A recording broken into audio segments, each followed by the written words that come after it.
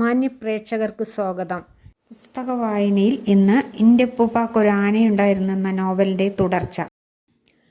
മുഹമ്മദ് നബിയുടെ ഒളിവ് ആദം നബി വഴി കോടിക്കണക്കിന് പ്രവാചകന്മാർ വഴി നൂഹ്, ഇബ്രാഹിം, മൂസ, ഈസ എന്നീ നബിമാരിലൂടെ അബ്ദുള്ളയുടെ മുതുകിൽ എത്തി.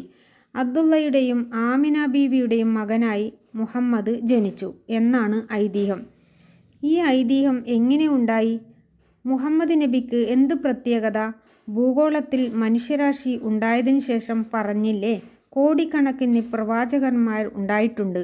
അവരിൽ ഒരാൾ മാത്രമാണ് മുഹമ്മദ് നബി. ഞാൻ നിങ്ങളെപ്പോലെ ഒരു മനുഷ്യൻ മാത്രമാണ് എന്ന് മുഹമ്മദ് നബി പറഞ്ഞിട്ടുണ്ട്. പ്രത്യേകത ഒന്നുമില്ല.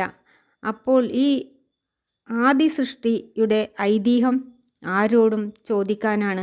മുസ്ലിം ജനതയിൽ കുറേ അധികം പേർ വിശ്വസിക്കുന്നു. അങ്ങനെ പോകും. ചോദ്യമില്ല, കേട്ടതെല്ലാം വിശ്വസിക്കും. ബാപ്പയും ഉമ്മയും കുഞ്ഞു പാത്തുമ്മയും വിശ്വസിക്കുന്നു. ആദമിനെ സൃഷ്ടിച്ചിട്ട് മറ്റെല്ലാ ജീവജാലങ്ങളോടും കൂട്ടത്തിൽ മലക്ക്, ജിന്ന് എന്നിവരോടും ആദമിനെ വണങ്ങാൻ പറഞ്ഞു. അതിൽ ആ പ്രധാനിയായ മലക്ക് മാത്രം വണങ്ങിയില്ല.